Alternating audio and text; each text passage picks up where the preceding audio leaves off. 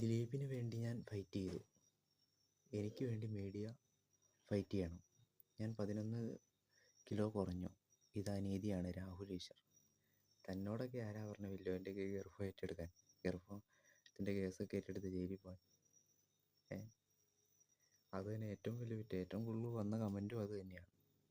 ഈ ഒളിവിലായിരുന്ന വ്യക്തി, അതായത് പ്രശസ്തനായ രാഹുൽ മാങ്കൂട്ടത്തിൽ, അങ്ങേരെ അവിടെ ഒളിവിലിരുന്ന് ചിക്കൻ ചില്ലി ബിരിയാണിയൊക്കെ ഇടുന്ന് ഇട്ടുവാണ്. താൻ ആ ജയിലിൽ പോയി കിടന്ന് പട്ടിണി കിടന്നു. തന്നെ ഒരു ഫോൺ വിളിച്ചോന്ന് എനിക്കറിയില്ല. തന്നോടൊരു നന്ദി പോലും പുള്ളി പറഞ്ഞിട്ടില്ല. അപ്പോൾ താൻ തന്നെ തന്നോട് ഒരു രീതിക്കും തന്നെ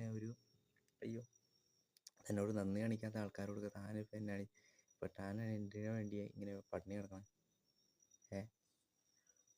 കേസുണ്ടെങ്കിൽ അയാൾ വാദിച്ച് അയാൾ ജയിച്ചോളും. താനെന്തിനാ ആവശ്യമില്ലാത്ത വനിതാ കമ്മീഷണർ സ്വയം കോമാളിയാവാതെ? കാരണം നിങ്ങളോടുള്ള ചില കാര്യങ്ങളോടൊക്കെ യോജിപ്പുണ്ട്. തീർച്ചയായിട്ടും നിങ്ങൾ അയ്യപ്പ ശബരിമല വിഷയത്തിലൊക്കെ ചാടി മുന്നിട്ടിറങ്ങിയ ഒരു വ്യക്തിയാണ്. അതുപോലെയാണോ ഇത്?